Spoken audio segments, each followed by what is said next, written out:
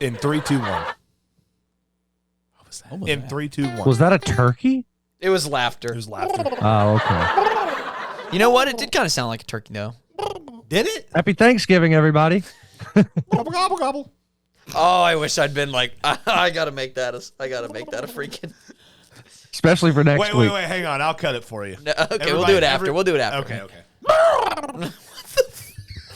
What God's name was that? It was an angry turkey. That was an angry turkey.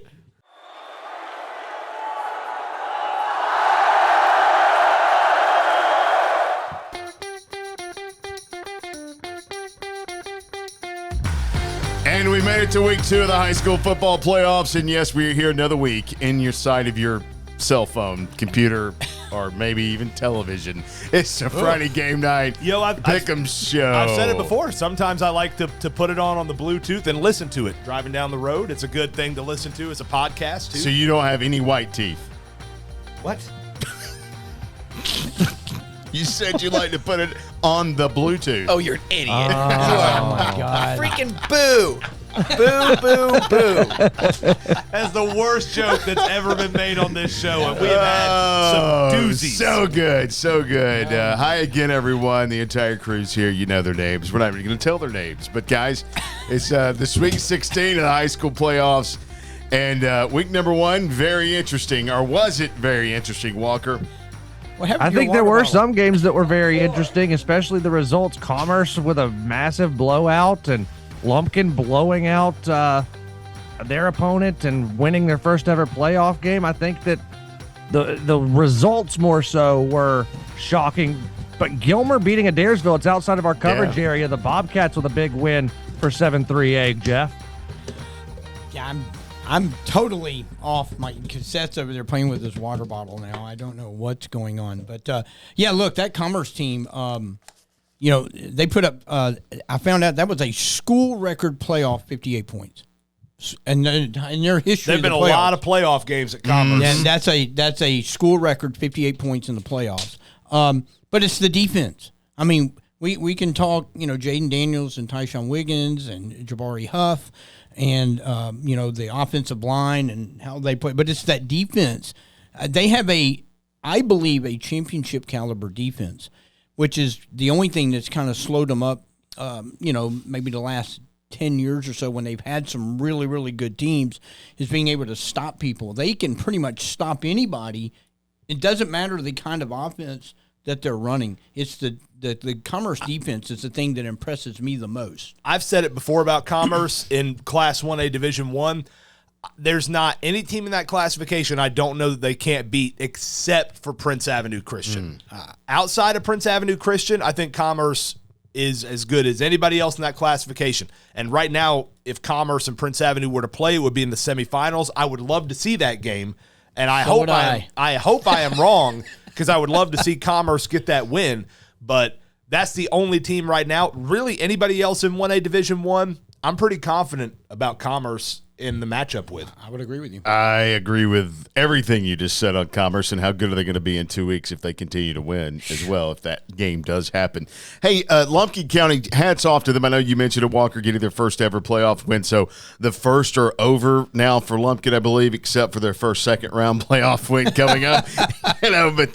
But yeah, so congrats to them. Shout out there. Also, Jefferson last week, who started very poorly, it came on with about 2.5 minutes to go of the game and then put them on them in the second half to win that game. So they got the monkey off their back, the first round monkey, as they've exited the playoffs, the last 2 rounds of the first round. By the way, Gainesville also had a little bit of a slow start with South Paulding, but went on to win comfortably by 19 points. But I just wanted to say, while we're wrapping up our thoughts on the first round, I just wanted to say thoughts and prayers to the last 4 teams that Buford has played because they have been obliterating everybody. I thought we were going to get serious for a moment. Yeah, for a split second, I was like, who got hurt?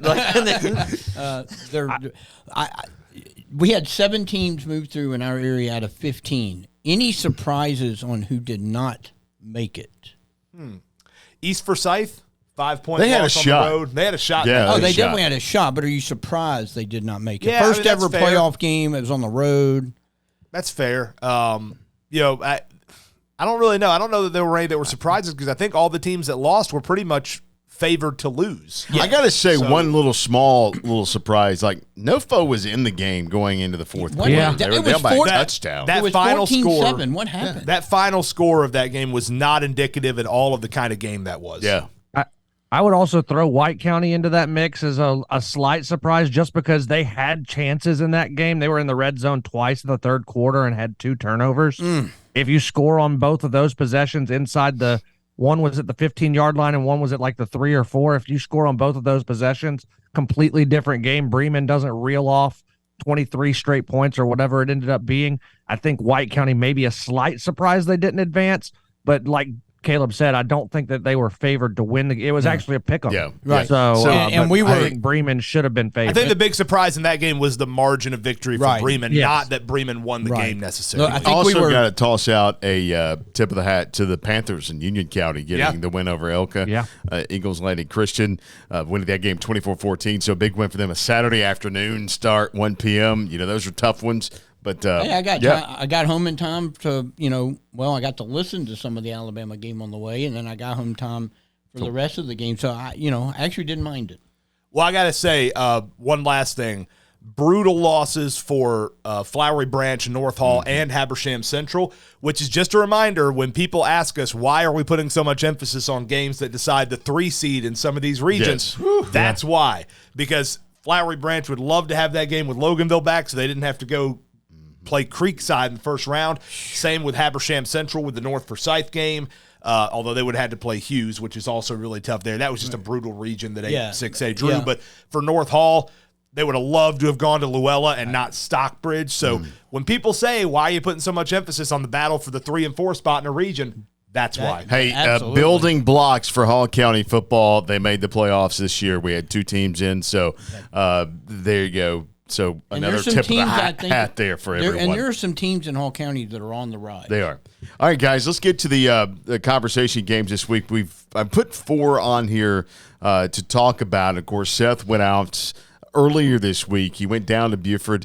Check out the Gaining the Edge feature with Dylan Raiola and Edric Houston, also Coach App in that as well. But Seth did get a chance before we start our conversation to talk to those 3 about this Norcross matchup. What does this team have to do to keep moving on? Really, we just need to listen to our coaches, watch film, and trust that we got this, and we got each other's back. If we mess up, then we know that the offense will get us, and then if the offense mess up, they know we'll get them a stop just to get them back rolling. Just really playing together, not worrying about who our opponent is, because mostly when teams lose is because of what they did. Because here we study film. Coaches have us have team meetings, see how many hours we watch just to make sure. And just all that just adds up to Friday night when we just let it loose. And all the mistakes, our coach say all the mistakes are on them so that we just open up and play loose. Yeah, we just got to keep coming out here and practicing and stacking days. They're a good football team. They're physical. They won their region, so they got a lot of athletic guys. We got to fit them up and make it a 4-quarter war. But we got to come out here, grind Tuesday, grind Wednesday, grind Thursday, and Friday will take care of itself. Big deal. We're going to win a line of scrimmage on both sides of the ball. They're big up front. They're tough. I know what they've done for a long time down at Norcross, and they're the same coaches, same type of kids. They're hard-nosed, tough, and they want to knock you off the ball and stop you up front on the defense side. So we're going to have to win the line of scrimmage on both sides. Be timely when we run the ball, be timely when we throw the ball, and just be balanced, I believe. On offense, on defense, we're going to cause some turnovers and affect the football in a bunch of different ways. So. Thank you very much, Coach. Appreciate it, man. Thank you. And speaking of the Buford Norcross game, guys, Jeff this week has his stats is that of plural? the show. Plural? Yes. Roll I'm going the to count opening. them, Jeff. Here's some things you need to know. It's Jeff Hart's interesting stat of the show. Seth, can you put me picture in picture for this entire Yeah, I don't. thing?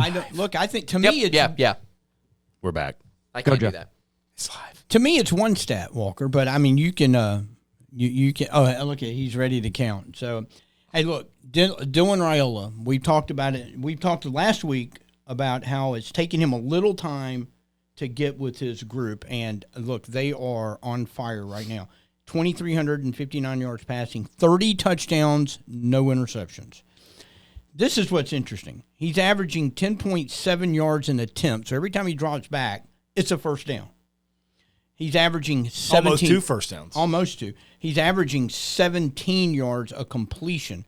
And KJ Bolden, we've talked about, he's going to play defense at the next level, but he's having a career year in high school on the offensive side.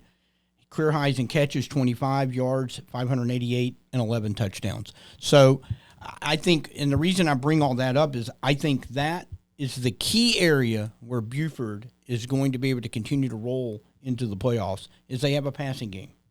Now they need to get the running game going. And they got to protect Dylan Raiola also, I think, is another big key moving forward for them. But I'm more impressed with the Buford defense right now.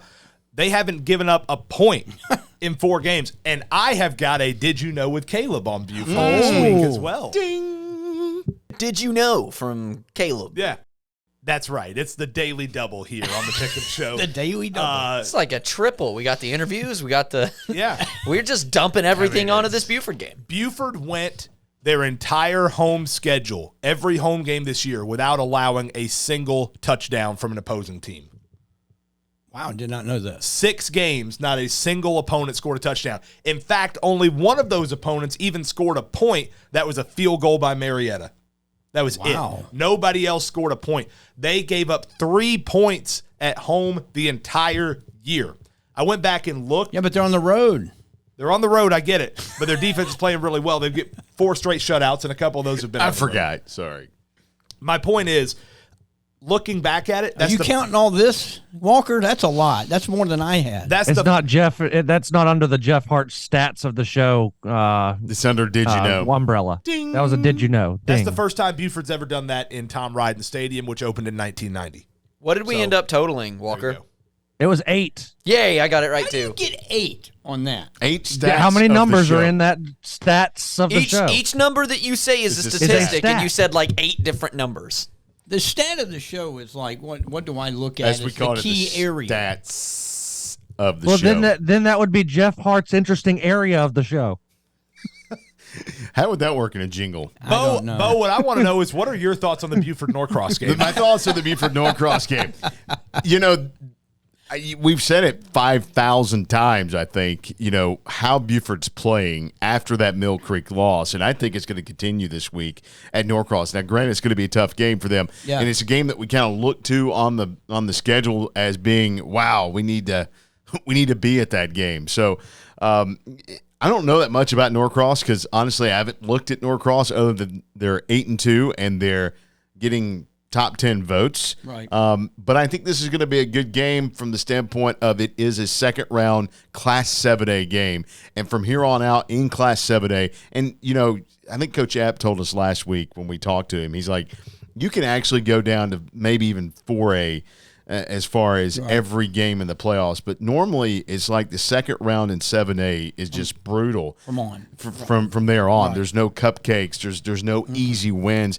Buford saw it last year in the second round. And that's the biggest key to me. Can Buford get out of the second round this year and move on? I believe they can, guys. Not to give away our picks later on the show, but look, this is the toughest game they've had since Mill Creek. Very balanced offense with Norcross, and we saw how Mill Creek was able to use that to beat Buford, put them on their heels. Defensively, Mill Creek, much better than Norcross. It's on the road. Norcross. These teams haven't played. This is what's interesting. They haven't played since 1977. The 2 oldest football programs in Gwinnett County, That's by correct. the way. Haven't played since 1977. But which is why, to me, I think the passing game for Buford is going to have to be the difference in this one, because I think Norcross, as good as Buford's defense is, and it is outstanding. I mean, it's number 1 in 7A, it might be number 1 in all of the state, but Norcross has scored on everybody. Mm-hmm. They're going to be able to move the ball. They're probably going to get some points. Buford is going to have to match that.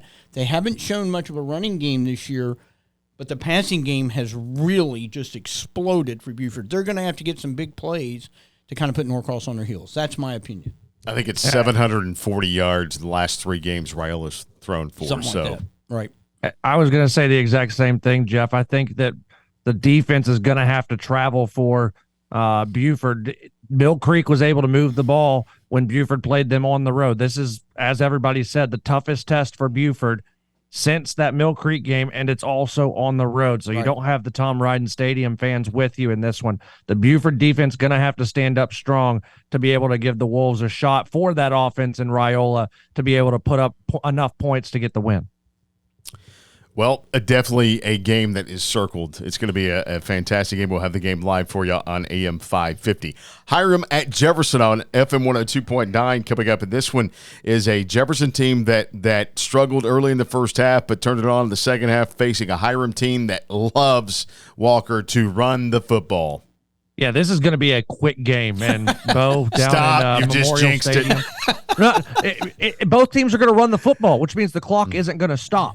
I'm Jefferson not saying, threw for 200 yards last week. See, Jefferson's passing game, I'm telling you guys, it's coming on. Of course, they had to pass. But what's the bread and butter of the Jefferson offense? Sammy Brown. It's Sammy Brown in the backfield, running the football in between the tackles and getting pitches outside and trying to shorten a game. Yes, Buford scores a lot of points. The passing game is coming along, but ultimately this game's going to come down to which line is going to win. Is it the offensive line of Jefferson? Is it the defensive line of Hiram? Same thing when Hiram's got the football. Which group in the trenches gets the advantage is going to go a long way, Caleb, of determining who wins this football game. Yeah, and I got to say, I really like the matchup that Jefferson played last week in preparation for this game because, Bo, you called it against Maynard Jackson, and I remember talking to you after the game, and you talked about how huge that line of scrimmage was for Jackson, the size they had on the line of scrimmage, and it gave Jefferson some problems early in that game, but I think that's great preparation for them getting ready to play a team that loves to run the ball in Hiram. I like this matchup for Jefferson mainly because I think that all of Hiram's strengths play right into Jefferson's strengths, and so it's kind of good on good, and you got Jefferson at home in this one, and they've got the difference maker in Sammy Brown to me. Well, I look at this as the last predominantly big rushing team Jefferson faced was Eastside, and they shut them out. Right. Yeah.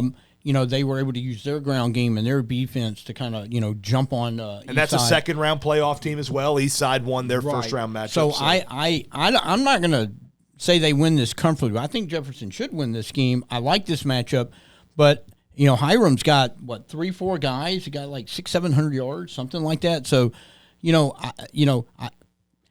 whichever one probably breaks through first and puts the pressure on the other team, I think one defensive stop, that might be the difference in it. I like Jefferson and how they're playing, but I do think the style plays to them, but I think the style also can work against you because of that. When you have a team, if they can somehow get the lead on Jefferson, they can milk a clock. So I think this is a really interesting second-round matchup. Look, Hiram threw the ball, I think, 7 times last week. Otherwise, it was all rushing attack. Jefferson last week against Maynard Jackson had problems going downfield or guarding downfield. That was their Achilles heel in the first half. Now, the second half, there was nothing. They fixed that problem. So from the get-go, they're going to be ready in case, Hiram decides to throw 20 passes or make 20 attempts in that game. I don't see that happening. And I will say this, the defensive front for Jefferson did not have a problem against that huge offensive line. Once that line played 2 or 3 reps because it was big and Jefferson was beating him up front. It was just the fact that the long ball, the big play in the first half is what hurt them.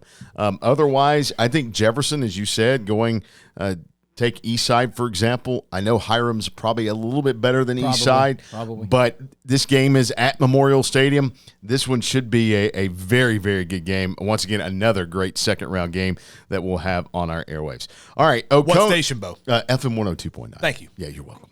Oconee County at Lumpkin County. Walker, we'll start with you on this one because you've got a lot of friends in Oconee County. So, we want you to speak to them. And can Lumpkin win this time in the Gold City?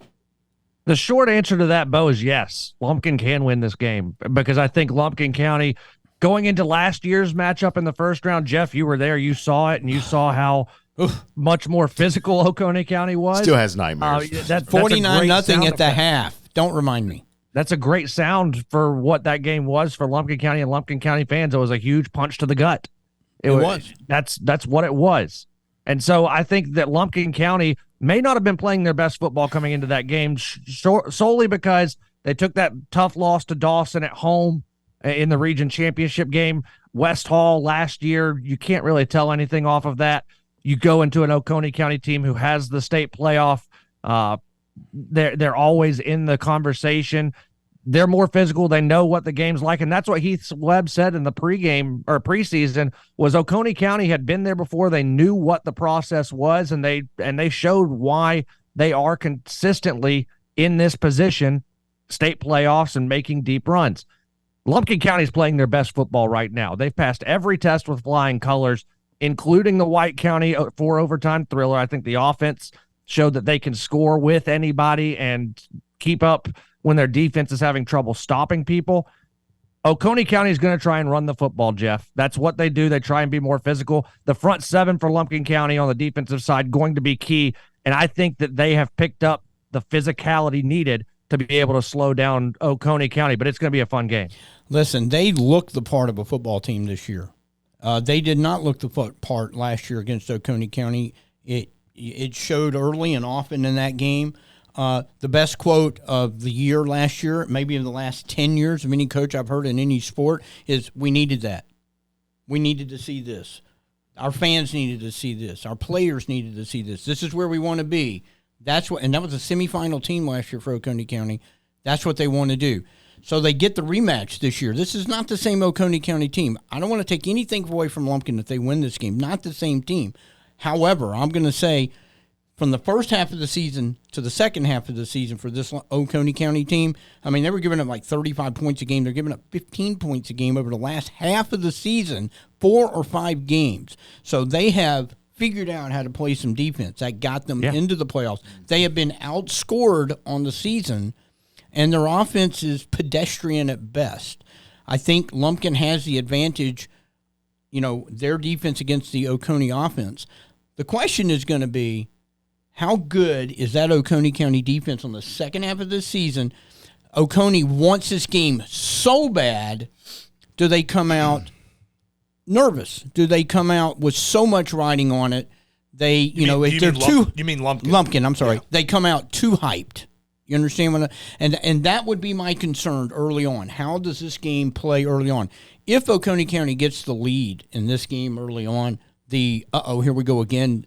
Well, could crop into this game for Lumpkin. Look, we've talked about this several times this year. I've brought up this point several times this year that when Lumpkin County went to work in the offseason, we heard so much about how they wanted to beef up on the line of scrimmage. They wanted to get more physical. Walker talked about that. They have done that, and it feels like there have been tests of that throughout the season. Hart County was a test. Wesleyan was a test. White County, different kind of test because that was a different kind of football game, but Dawson County. This feels like the final exam for all this stuff that Lumpkin County's been doing in the offseason. Like, okay, we're back here again. We got Oconee County again. Now, can we run the football against this defense? Can we get Mason Sullins going on the inside? Can we stop their running game? Can we hold up to the pressure of the playoff atmosphere and all the stuff that you just talked about? This feels like the final exam to all the tests that Lumpkin County has been taking over the course of this season. Yeah, I think the first big test was the name test, Walker, playing Hart County, getting past that name. Now you've got the name test again, playing Oconee County, as we've said here today, talking about Lumpkin coming in against a team that beat them badly last year. Can they move past that? There's only so much motivation that you can take before you're totally hyped out of the game. And as Jeff said it just a minute ago, will they be too hyped? I don't think they will, just knowing Heath Webb and the way he prepares that team in Dahlonega. So, and the other kicker, Mason Sullins out of the backfield. Then you got Cal Faulkner at quarterback. Then you've got the defense on that side of the ball. I've seen Oconee play early this year against Jefferson. Jefferson completely shut them down. They are a different team since then. They are they entered the season inexperienced with a lot of newcomers. This game is going to be fun to watch. I don't know who's going to win this game. Neither does any of us here, but this is going to be a game, Walker, I'm going to keep an eye on all night long. Is this a program-defining game for them, Walker? You were a Lumpkin County grad. They never won a playoff game. They got that. Now they get, the rematch and the team that has set them on this course. If they win this game, is this program-defining? I mean, I think this entire season, Jeff's been program defining. You look at all the firsts that have happened this year. In fact, Mason Sullins set the single season rushing record last week. I don't know if anybody knew that. Maybe that's the did you know with Walker. I don't know. But ding!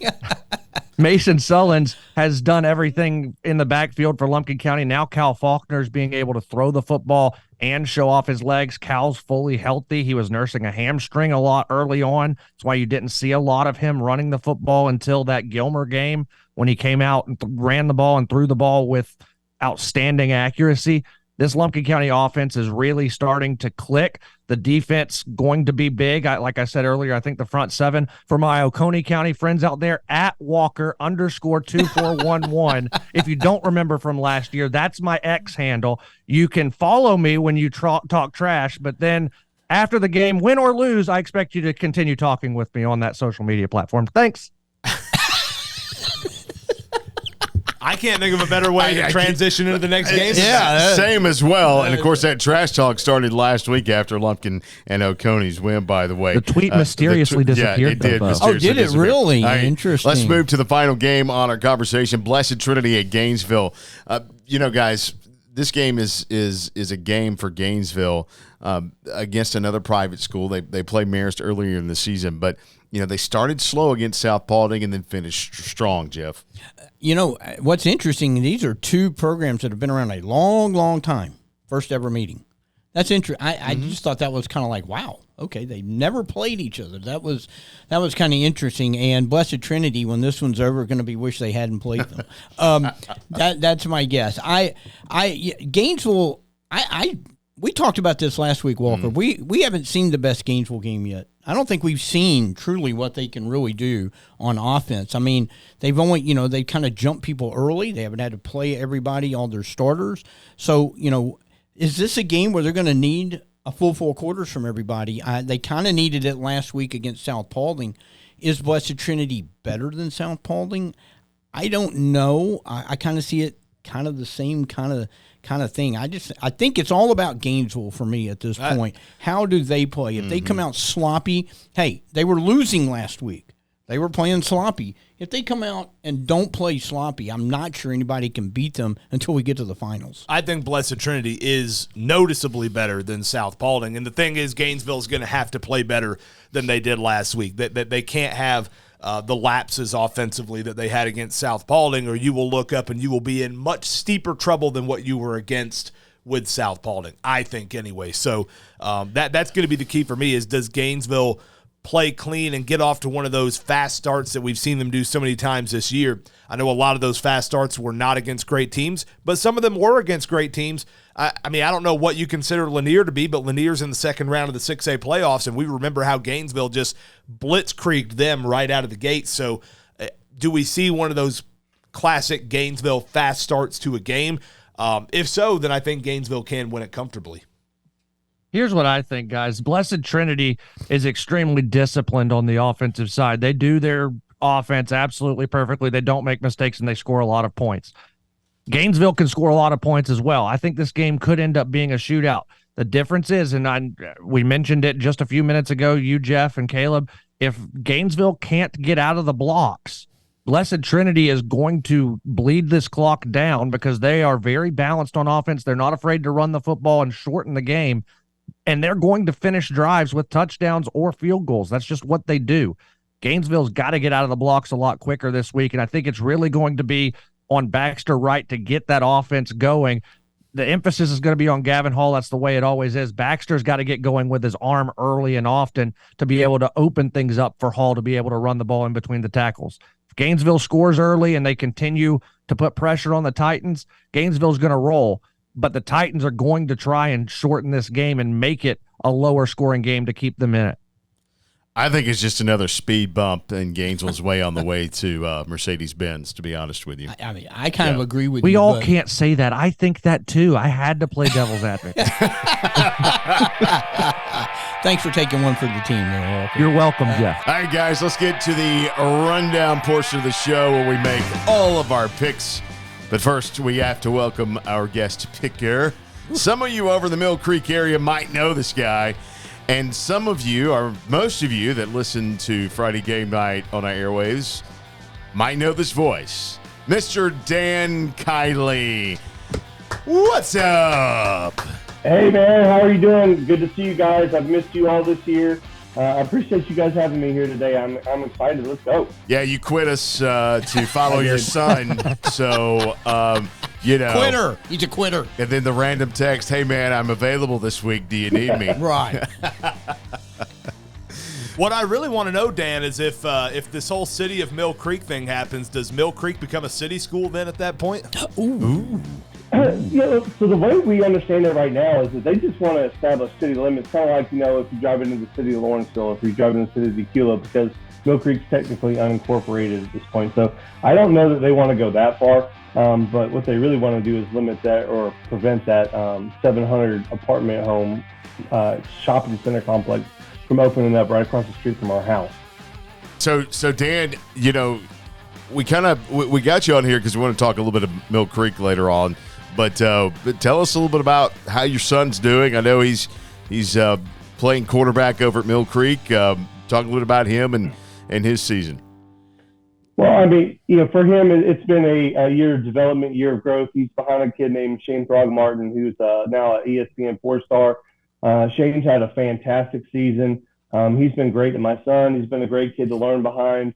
We're extremely proud of Shane and all the kids at Mill Creek specifically, but Mill Creek's done extremely well this year and afforded him a lot of opportunities to get in games and had a chance to really play. But I mean, it really all starts with the coaching staff, and it starts with the guys out front and the senior leadership that we have. Now Shane's only a junior, so but he's still one of the leaders of the team, and we couldn't be more happy in the situation that we're in, and we couldn't be happier for Shane. And just an opportunity, great opportunity to learn behind somebody who's he's a hell of a quarterback, guys. I was impressed. I went to that Mill Creek Buford game. He might have been the star of that game, despite, you had Raiola on the other side, but Shane had a fantastic game in the rain. Yeah, I mean, listen, he's extremely poised. The one thing that we always knew about Shane is that he's extremely intelligent, and he was going to make the right decisions. And it was one of those situations where he was behind a kid named Hayden Clark, who was extremely athletic, great leader, great quarterback in his own right, and he had to wait his turn. And Shane patiently waited his turn. And it's not easy to do, especially when you're extremely talented like that, right? You want to play right away. And that's the one thing that I have to give a lot of credit to the Mill Creek kids is we're a homegrown program, and we have all of our kids to play here. So, they wait their turn. They don't go looking for the other opportunities. And when they do get their turn, they're ready to play. So, again, I just can't say how proud we are of the kids that we have in the program. And I'm just extremely fortunate that my son's able to be part of it. Well, and and for that reason, we're going to start picking the games at Buford at Norcross, and the guests. Hey, can I just say something before we get started? I've been looking at these standings here. And can I just say I demand a recount because I am disputing my total. Are you? That number's not accurate. You don't think it is? No, I know it's not. It doesn't matter what the overall total is anymore because we're just going on playoffs. Somebody, it says, I see what it says. It says 118.41, which is supposed to be 188. You're stealing the points from me. You're trying to steal the points. So no, those are wrong. The regular season standings are over. Playoff standings, though, are. I just want they just didn't add yours together, Caleb. I just want that number corrected before the end of the year. So add 9 to that, I guess. I don't think you want it corrected, though, because you're going to fall behind the guest picker if you do. But you were 127. But you were 9-4 last week. So yeah, that's not. I had a bad week. Didn't win the regular season. You don't want that overall. I just want the number reflected accurately. You don't though, because you're going to fall behind the guest picker. You don't want it. You're already behind the guest picker. Yeah. We're all behind the guest picker. Dave Bishop finished 13-0 last week. He is now the top guest picker that we've had this year. How about you now? He's the only person the entire season that had a perfect week. Yes. How did that happen? I don't know, but let's get to it. It's going to get harder. We can't ever have him on again. Ever. It's going to get harder from here on out because now we're running low on area teams, and we're going to have to start going outside the area to get picks, which means we're going to have some uninformed picks on this show. That's right. This week, so pick order, for yourself, buddy. Jeff, pick order is Walker, Caleb, myself, Dan, Seth, and Jeff. So here we go. Buford at Norcross. Walker, the floor is yours. Not last today. I'm disputing the random pick generator. This is the fourth week in a row. This is a show of Okay, show over. This is a show of complaints. Whole show is under protest. Wolves win. Wolves win. We're taking Buford first, right? Yes. Yes. Who's next? Oh, it's me. You. Okay. Yeah, Buford is playing out of their mind right now. Ever since that loss to Mill Creek, they have outscored their opponents. I believe the tally is now 234 to nothing. Norcross is by far the toughest opponent they'll have faced in that stretch, but I just think they're playing on another level right now. I'll take Buford. You know, you look at Jeff. You're last. Oh, that's right. Jeez, I'm not used to being last. Since we have Dan on the show this week, Dan. So last year, Mill Creek lost to Buford. Mill Creek went on a tear. Are we seeing the same thing out of Buford this year, losing to Mill Creek? Now they're on a tear. By the way, I'm going with the Wolves, and now I throw the pick to Dan. I think you could very easily make that argument that Buford is on a roll. I mean, they didn't expect to lose to us. They didn't. They thought they were going to come in and just easily walk away with a win. But they're playing great football. They have an extremely loaded roster. This should be an easy win. Even though Norcross is going to be a tough place to play, it shouldn't be anything for Buford. Now I'm not last this time. No, you're not last. I'm not. I'm finally not last. Oh, yeah, Buford rolls. Yeah, I'm going to go with the Wolves. All right, Blessed Trinity at Gainesville. This one, Walker, is an interesting matchup to me just because it's BT at Gainesville. Not sure how good BT is, but the floor is yours, Walker. Yeah, I think that the way that Gavin Hall is running the football for Gainesville and how they're getting him incorporated into the offense, if this Gainesville team doesn't start fast this week, they're in for a longer game than they were against South Paulding last week, but I still think they get the win. I also think Gainesville gets off to a better start, Caleb. Yeah, I would agree with that. I think Josh Nibble and that team are acutely aware of the fact that if they play the way they played against South Paulding, it's not going to be good enough to win a state title. They've got to play better than that. I think they will this week. I think you'll see a better performance from Gainesville, and I think you will see a win by a somewhat what's the line on that game? Because I think they'll win by a somewhat minus comfortable 16 margin. For Gainesville. That sounds close to right. Okay. Yeah, I think we all expected Gainesville to kind of have that little speed bump in the first round just because of whatever the last 7 weeks of the season. They've really only played their starters 2.5 quarters, if that. So, yeah, clean up the mistakes. I think they roll in this one, Dan, so I'm going with Gainesville. Yeah, I think Gainesville is an extremely talented team, and Coach Niblett does such a great job. Had a firsthand experience of watching him prepare his teams last year. I think they're going to win this game comfortably. Yeah, definitely going with Gainesville in this one. Anybody who's covered these area teams locally knows that, Blessed Trinity has kind of been a booger to local teams for a little while now. Can you say that on the air? Booger? It's in your nose. Yes, you can, Seth. Okay. Just checking. Every time. I actually try and contribute. You guys just try and throw me off. You were contributing well, by the way. Thank you It's very not much. us that try and throw you off, Seth. It's Jeff. Really, it's and not, Bo. Really, it's not funny. I've not said a word today. Today. Yes. Emphasis today. I'm picking Gainesville. Move along. Thank you, Seth. You are unwelcome. Wow. I'm going to take Big Red. Hiram at Jefferson, Walker. Same thing with Gainesville on the Jefferson side. If they start slow this week, Hiram's going to win this game. I don't think that Jefferson starts slow. I think Sammy Brown gets rolling early. Close game. Dragons win at home. Jefferson defense is the difference to me in this one. I think they're the best unit on the field for either side, so I will take the Dragons at home in this one. Yeah, even though I called that game last week against Jackson, it was a brutal first half for them, except for the final 2.5 minutes. So Jefferson needs to come out off strong on offense this week, but I think they'll get the win. Dan? Yeah. So, yeah, Jefferson, it's the Sammy Brown show. Yeah, definitely same thing that the rest of you guys said. They cannot start this week like they did last. They will lose if that happens, but I don't think they'll do that. I think they'll fix the mistakes. Jefferson. Outstanding contribution there, Seth. Thank you. I'm also going to go with the Dragons.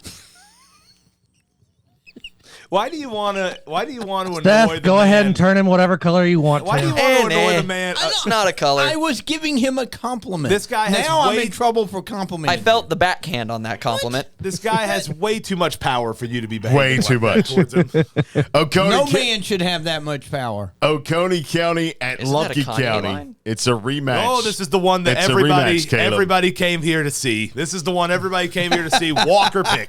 Walker, you go first here. Gold City's the difference. The crowd going to be into it. Give me the Indians in this one comfortably. Ooh. Comfortable? Ooh. Oh, Wyatt's going to be upset with you. Yo, last Bring year it on. Walker has no fear. Wow. Last year I took Oconee County, and I was right. This year I think I'm going to be right again, and I'm taking Lumpkin County at home. I just think this team is different. Look at that. Look, every time this team this year has had a challenge, where the focus, the spotlight has been on them, they have performed well. I think with the exception of the White County game, you could say in all of those spots they played some of their best football.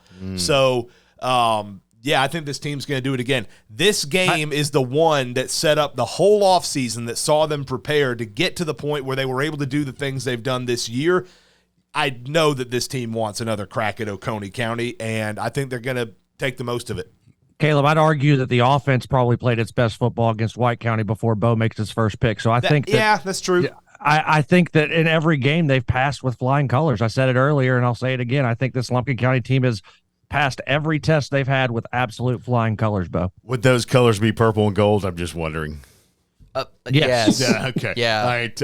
This game was in Dahlonega last year as well, correct? Yes. Yes. But it was a 1 o'clock And kick on a what Saturday. happened? I was And what there. happened? I can't unsee it. Yeah, it was. I was It there. was ugly. It was not good. And it has been the fuel to the fire of the Indians. I'm going to pick the Indians in this one. Damn. This one's tough for me because Oconee County has been such a great team for such a long time, and they've always, given everybody they play the problem. I don't know enough about Oconee County to say that they're as strong as they've been in the past, but listen, I know the Lumpkin County thing is such a great story, and they've done such a great job. I just have a hard time picking against Oconee County, so that's who I'm going to go with. I definitely like Lumpkin in this game. Looking for a little payback, a little chip on their shoulder maybe. Definitely going with Lumpkin. We discussed this game earlier. Mm-hmm. This is a tough one. Mentioned the defense for Oconee County that is massively Jeff, improved. this game could go like 440, one halfway dozen of It two could. other. Yeah. How does that go, Seth? Anyway,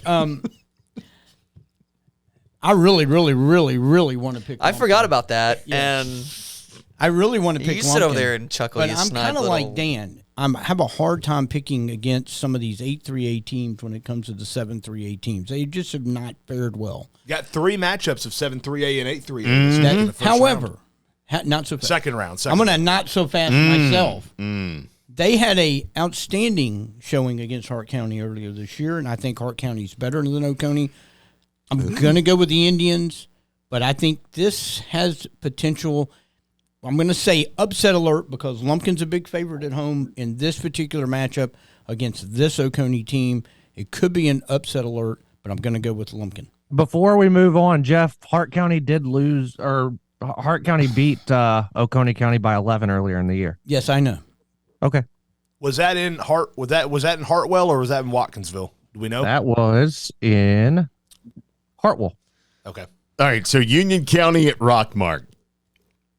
I'm going to take the Panthers. I think that offense is starting to figure things out. I know that they got caught by Elka's defense a little bit, but they found a way to win that game. This is a traditional Friday night game. I think that Union County can go on the road and pull off maybe a little bit of an upset. I haven't looked at the line, but I think the Panthers' offense is enough. I'm going to go with Rockmart in this one. Didn't Union County go to Rockmart for a playoff game somewhat recently? I feel like I remember that for some reason. But, I got Rockmart in this one. Rockmart's been consistently ranked in the top 7 by most publications in the state all year in AA. I think this one's just going to be a little too much for Union to bite off. I've been on the Union bandwagon all year, right? You have. I haven't. I've been picking against them, I feel like, for like 4 weeks. Panthers. I'm going to ride with the Panthers again this week. Yeah, I'm going to go with Rockmart. directly against the grain. I'm going to ride with Union. However, if they fall victim to that, that first half glitch again this time around, I'm not too confident. But I think they fixed the mistakes. I think they can go down there and get the win. Look, Seth, me and you were at that first round game. Yeah, you told me it was going to stop raining. It didn't. That's my lying phone again. What do you want from me? Anyway. Better newscast. Better forecast. Okay, better forecasting, I'll do please. my best Make next your time. pick. Let's go. Boy, I love this Union County team. I thought they did what they needed to do, but Rockmart is a much different beast than Elka. I'm going to have to go with Rockmart, but I would love to see the Panthers pull this off. They've never made it past the second round. Dade County at Commerce, Walker. Tigers roll in this one. Rushing yards aplenty for the three-headed monster. Yeah, Commerce big. I got this. I think this has a chance to be the most lopsided game on our slate this week. Yeah, cue up the quarterfinals for the Tigers. Go Tigers! That's a long drive from Miami, so I'm going to go with Commerce. Commerce big. Yeah, give me Commerce. Love the Tigers. Rabun County at Whitfield Academy. Rabun, good win last week against Social Circle. I don't know that they can go on the road 2 weeks in a row. I'm going to take Whitfield Academy. And see, the guy who took Social Circle last week, is going to flip. I'm going Rabun County. I don't understand. I didn't understand your pick last week. I'm going Rabun County. And I don't understand your pick this week either. No, I'm going Rabun. Yeah, I'm going Rabun as well. He understands my pick. I would like to go Rabun. It's such a beautiful place to go to call a game, but I think Whitfield Academy is just a little bit too much. Yeah, I'm going to have to go Whitfield Academy too. Too many times have I traveled with Rabun and been burned on those trips. So but that was quarterfinals or semis. They're not in South Georgia. Whitfield Academy's on the north side of the perimeter. They haven't got to go to South Georgia yet. That's normally where the playoff run ends. Do you want me to change my pick? No, absolutely I not. want you to be wrong. I'm just making sure you're informed. Thank you very much, but I'm still going Whitfield. That side of the room took Whitfield. This side of the room's taking Rabun. We're right because they've already beaten Whitfield on the road this year. Already. Bad. They're going to beat them bad again. Tidbit of taking information Rabun there you didn't know before you made your pick. Should have listened to me. So sorry. I never listen to you. Well, that's your We're mistake. all here to help. That's why guest picker beat you this year, and I won. All right, we're going to save. We're all here for you. We're going to save the Mill Creek game for last, so we're going to move down to North Paulding at Grayson. If Buford wins, they would get the winner of this game. Walker, I'm going to take the Rams. I was watching the Parkview Grayson game a couple weeks ago, regular season finale. Grayson's a really good football team. Yeah, North Paulding in the second round of the playoffs for the first time since 2013, but that is where the run is going to end for the Wolfpack. I'll take Grayson. Oh, yeah, Grayson in this one. Damn. J.D. Davis is an outstanding quarterback for Grayson. A lot of team speed. We scrimmaged them in the preseason.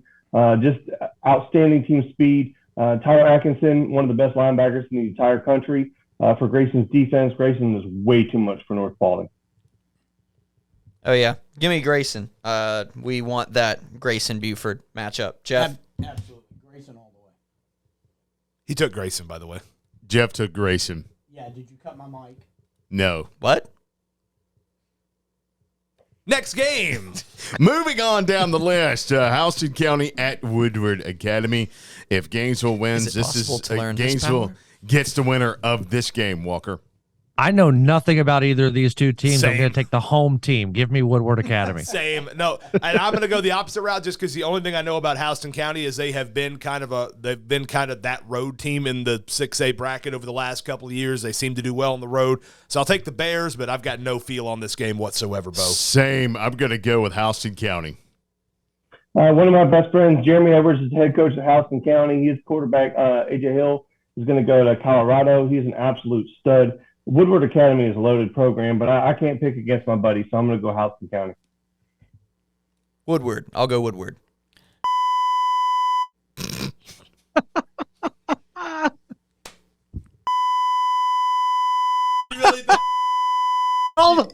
really thought he didn't have control over this mic, too? I got it in there. The button trumps all the mics, I Jeff. got it in there.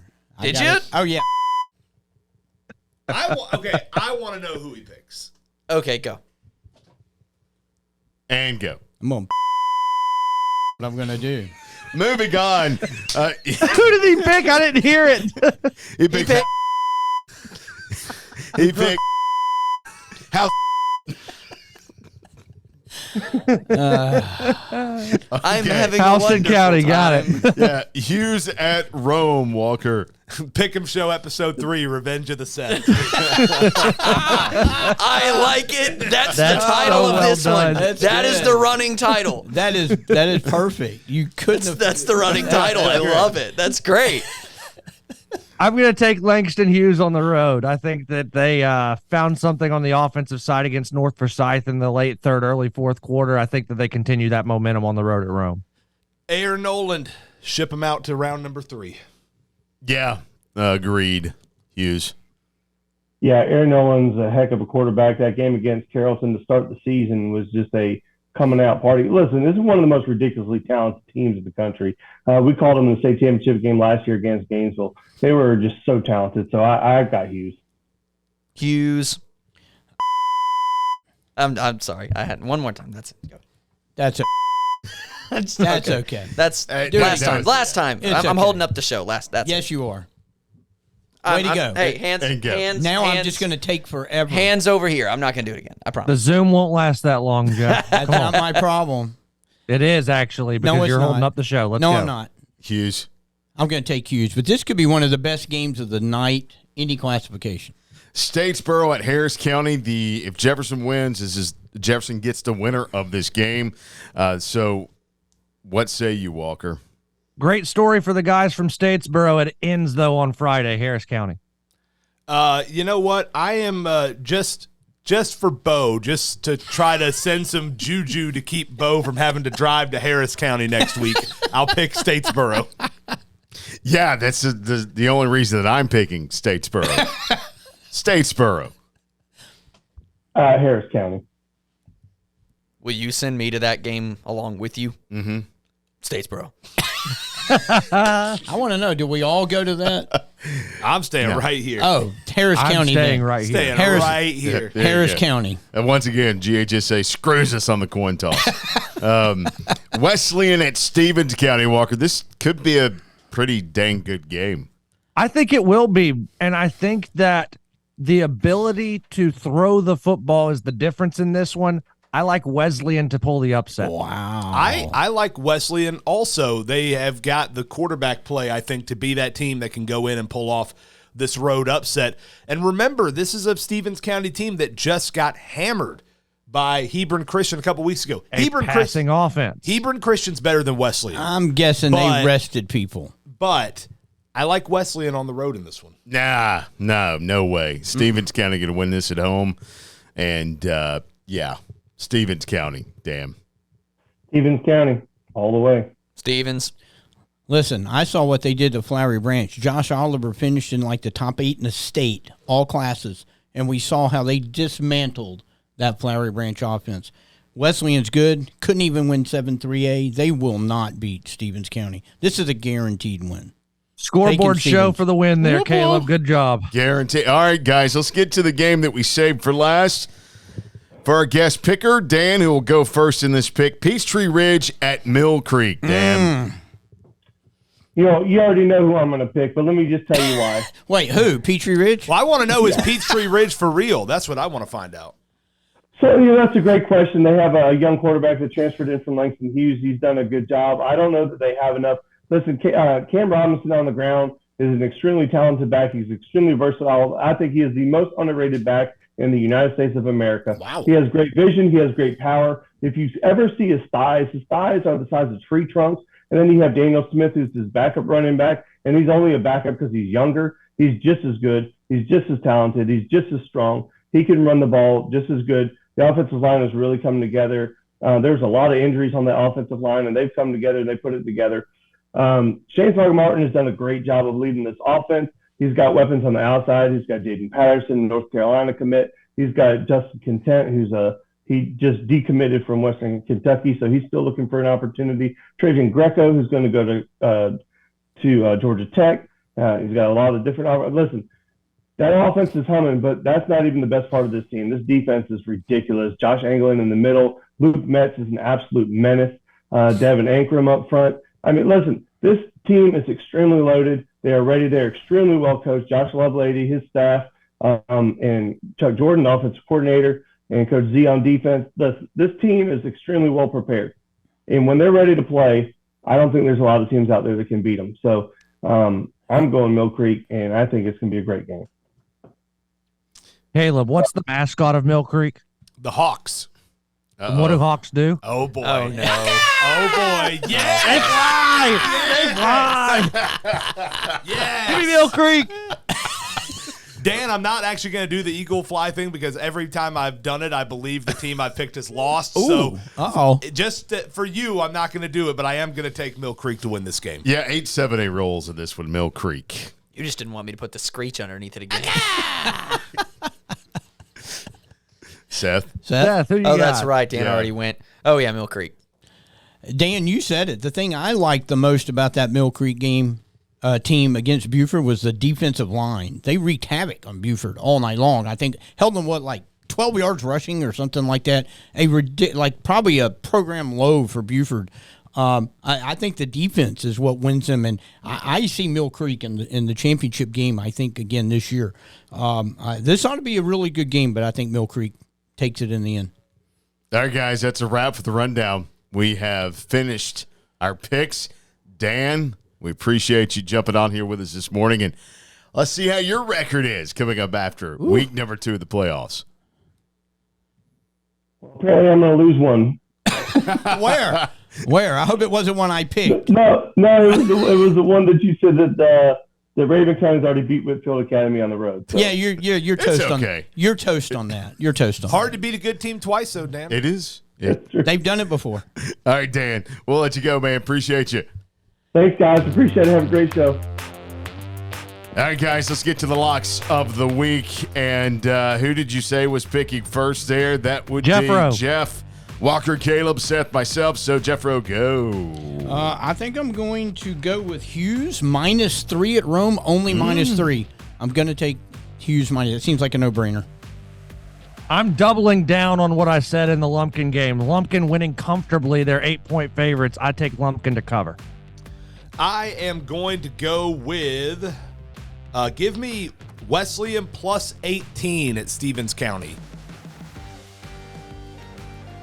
Seth. Who's next? Seth. Give me the Buford +10 Norcross. Minus 10. You know what I meant. I tell you what, give me Jefferson -6. Okay. Hey, he said the line, Caleb. I'll take it. I'll take it. I'll take it. I mean, there's a graphic, so it's okay. All right, guys. There's your lock segment of the show as it's now time to wrap it up. Hey, week number 2 of the high school playoffs coming up. And what's on the tailgate show, by the way? We're going to hear from the coaches ahead of some of these big matchups, and we are going to be at Smokehouse for the last time this year. We will have giveaways for the last time this year. If you haven't won a prize on the tailgate show, you got one more shot, and it's this week. Is this the last tailgate show? This is the last full tailgate show of the season. It's also the last Thursday night quarterback from Locos. Coach Brian Appling from Buford joins us live, I think, About in person. time. And that is tonight. Starts at 6. Come see us, by the way. And then 3 games on the air. We've got Buford at Norcross on 550, Hiram at Jefferson on 102.9, and Blessed Trinity at Gainesville, 94.5 FM The Lake. Follow us on Twitter or X at Friday Game Night, and check out the Friday Game Night page at accesswd1.com. For the entire crew, enjoy week number 2 of the high school football playoffs. Bye-bye.